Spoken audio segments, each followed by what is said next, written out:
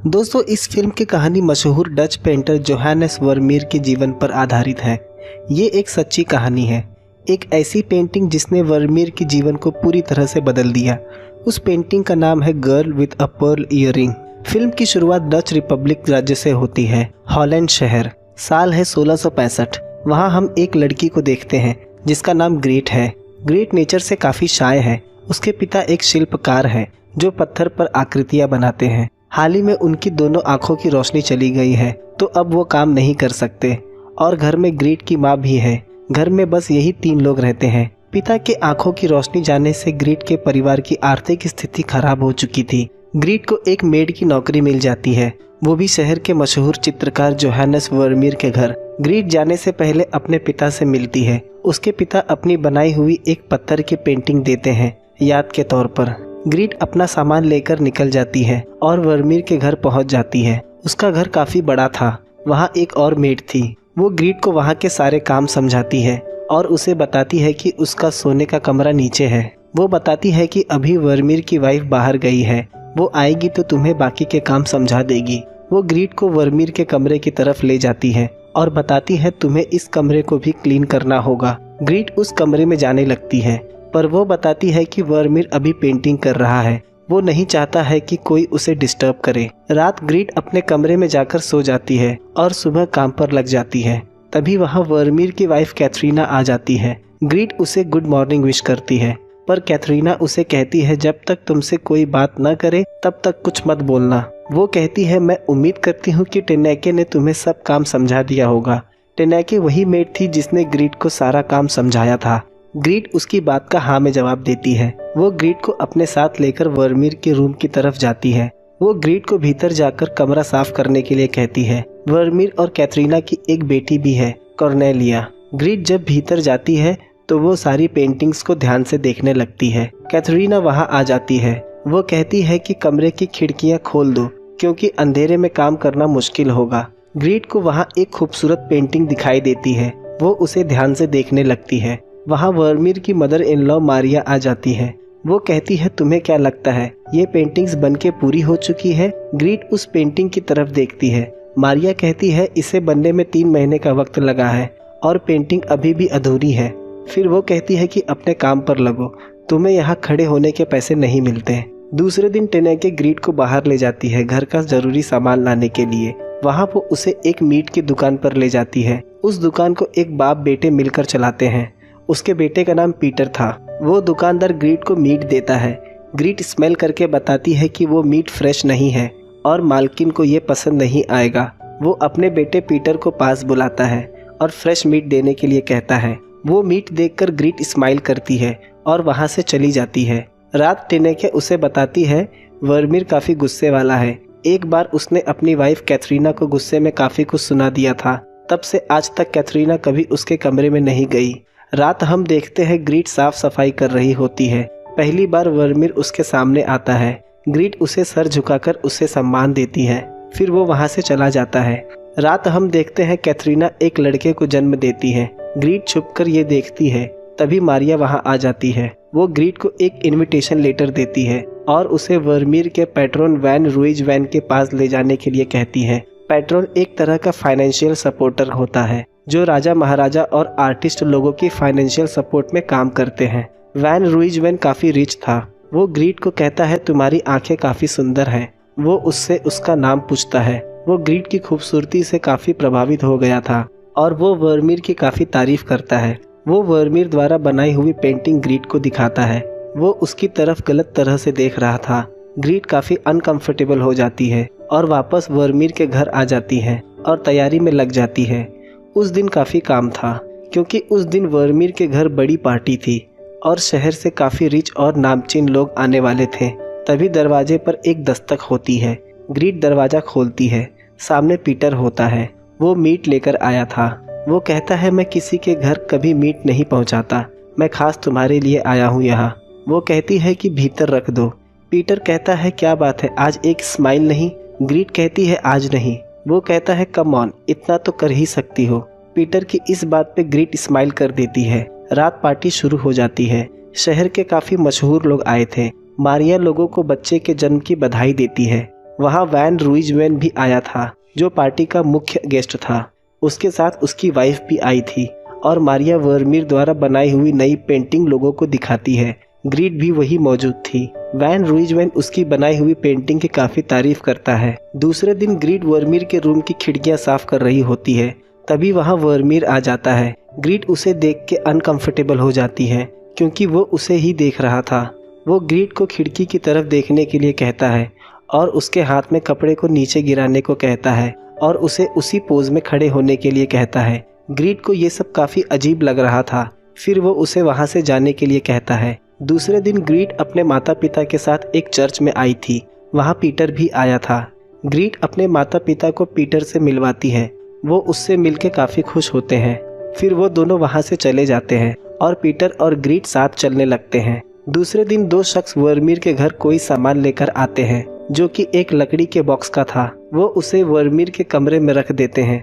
Grid सफाई करते वक्त उसे देखने लगती है। तभी वर्मीर आ जाता है। वो बताता है कि ये एक कैमरा ऑब्सक्योरा है। वो ग्रीड को ग्लास में देखने के लिए कहता है। वहाँ ग्रीड को एक वर्मीर की बनाई हुई पेंटिंग दिखाई देती है। ग्रीड कहती है, पर यह पिक्चर यहाँ कैसे दिख रहा है? वर्मीर उसे बताता है कि ये लेंस है, इसकी मदद से हम पिक्चर को देख सकते हैं। ग्रीड कहती है, क्या तुम इसकी मदद से पेंटिंग बनाते हो? वर्मीर उसकी बात सुनकर हंसने लगता है। आगे हम देखते हैं वर्मीर की बेटी कॉर्नेलिया बाहर टंगे हुए कपड़ों पर कीचड़ लगा देती है। इस पर ग्रीड उसे एक जोर का थप्पड़ जड़ देती है।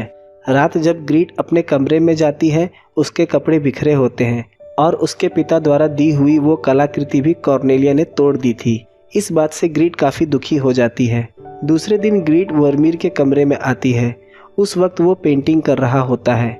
ग्रीड को इस बात की कोई जानकारी नहीं थी कि वो पेंटिंग कर रहा है। वो उससे माफ़ी मांगती है और जाने लगती है, पर वर्मीर उसे रुकने के लिए कहता है। ग्रीड उसकी पेंटिंग में खो जाती है। वर्मीर उससे कहता है वाइट पेंट लाने के लिए। आगे हम देखते हैं पीटर और ग्रीड के बीच नज़दीकियां बढ़ती जा रही थी। दोनों एक दूसरे के साथ ज़्यादा वक्त बिताने लगे थे। दूसरे दिन ग्रीड वर्मीर की बनाई हुई पेंटिंग को ध्यान से देख रही थी, जो कि अभी अधूरी थी। तभी वहाँ वर्मीर आ जाता है। ग्रीड उस पेंटिंग के कलर को लेकर काफ़ी कंफ्यूज थी। वर्मीर खिड़की खोल के उससे बादल का कलर पूछता है। काफ़ी देर तक देखने के बाद वो बताती है ब्लू और ग्रे। वर्मीर बताता है, शायद अब तुम्हारी कंफ्यूजन दूर हो गई होगी। ग्रीड के चेहरे पर हल्की सी मुस्कान आ जाती है। शाम ग्रीड उन बादलों को एक टक देख रही थी। आगे हम देखते हैं वर्मीर ग्रीड को उस कमरे में ले जाता है जहां वो पेंट बनाता है। आज से पहले वर्मीर उस कमरे में किसी को नहीं ले गया था, यहाँ तक कि उसकी पत्नी को भी वहां जाने की इजाज़त नहीं है। वर्मीर जानता है कि ग्रीड को कला के प्रति कितना लगाव है और वो एक कला को परखना जानती है। हम देखते हैं सर्दियों का मौसम आ गया है। वर्मीर ग्रीड के पास आता है और बाजार से उसे कुछ कलर लाने के लिए कहता है और कहता है इस बारे में मेरी वाइफ को न पता चले। ग्रीड बाजार से उसके लिए कलर ले आती है। वर्मीर उसे कलर मिक्स करने के लिए कहता है, पर ग्रीड कहती है मेरे पास समय नहीं है। वर्मीर उसे समय निकालने के लिए कहता है। ग्रीड नहीं चाहती थी कि वो वर्मीर के साथ ज़्यादा समय बिताए। शायद लोग इस चीज़ को गलत तरीके से ले। आगे हम देखते हैं वर्मीर ग्रीड को अटिक में सोने की इजाज़त दे देता है, जहां वो सीक्रेटली कलर बनाने में वर्मीर की मदद करेगी। इस बात का कैथरीना को शक होता है कि ग्रीड वर्मीर के ज़्यादा करीब जा रही है। एक दिन दोनों साथ कलर बना रहे होते हैं। तभी कैथरीना अपनी माँ मारिया को लेकर आ जाती है। कैथरीना कहती है कि मेरा एक सोने का कंघी गायब है और उसे शक है कि ये ग्रीड ने चुराया है, और वही कॉर्नेलिया भी होती है। ग्रीड को पता चल जाता है कि ये कॉर्नेलिया ने ही किया है, उसे घर से निकलवाने के लिए। ग्रीड इमोशनल हो जाती है और वर्मीर से मदद मांगती है। वर्मीर कॉर्नेलिया का कमरा चेक करता है और उसे वो कंघी मिल जाती है। उसके बाद मारिया कॉर्नेलिया को पनिश करती है। कैथरीना ग्रीड से खुश नहीं थी, पर मारिया को लगता है कि वर्मीर के काम में ग्रीड काफ़ी मददगार है, इसीलिए वो उसे वर्मीर के साथ काम करने की इजाज़त दे देती है।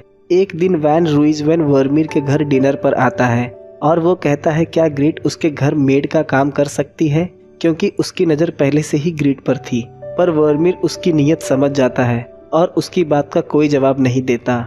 दूसरे दिन वर्मीर कहता है वो ग्रीड को उसके घर जाने की इजाज़त तो नहीं दे सकता, पर वो ग्रीड की एक खूबसूरत पेंटिंग बनाकर ज़रूर दे सकता है। वैन रूइजवेन उसकी इस बात से एग्री हो जाता है। वर्मीर नहीं चाहता था कि इस बात के बारे में उसकी वाइफ कैथरीना को पता चले, इस बात की खबर सिर्फ मारिया को होती है।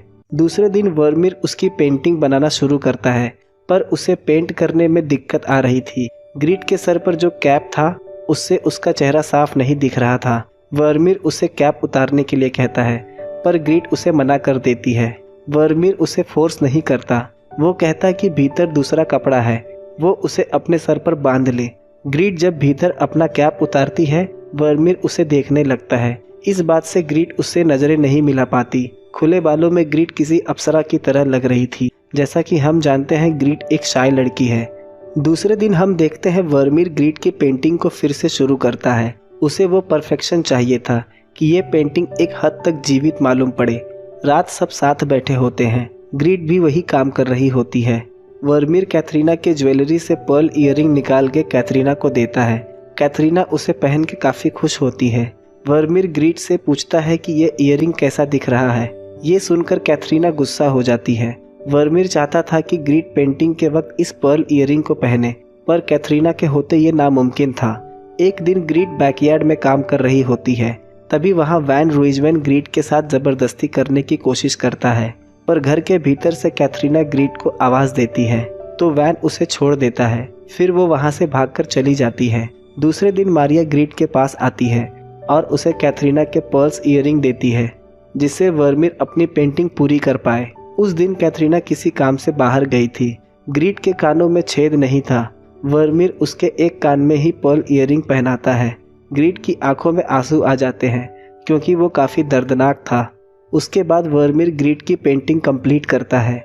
रात ग्रीट भागकर पीटर के पास जाती है। वहाँ वो दोनों इंटीमेट होते हैं। पीटर उसे शादी के लिए अप्रोच करता है, पर ग्रीट उसका कोई जवाब नहीं देती और वहाँ से चली जाती है। ग्रीट जब मारिया को वो पर्ल्स लौटाती है तो कॉर्नेलिया उसे देख लेती है और ये बात कैथरीना को बता देती है।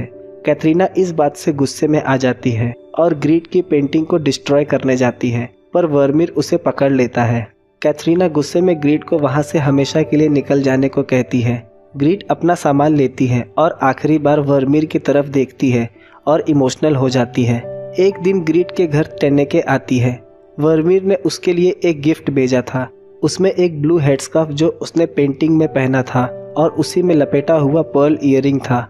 उसे देखते ही ग्रीट भावुक हो जाती है। आखिरी दृश्य में हम वैन रूइजमैन ग्रीट की बनाई हुई पेंटिंग को ध्यान से देख रहा होता है, मानो जैसे वो पेंटिंग जिंदा हो, और फिल्म इसी दृश्य के साथ खत्म हो जाती है। दोस्तों, फिल्म के आखिरी दृश्य में जो पेंटिंग वैन रूइजमैन देख रहा है वो वर्मीर द्वारा बनाई हुई रियल पेंटिंग है।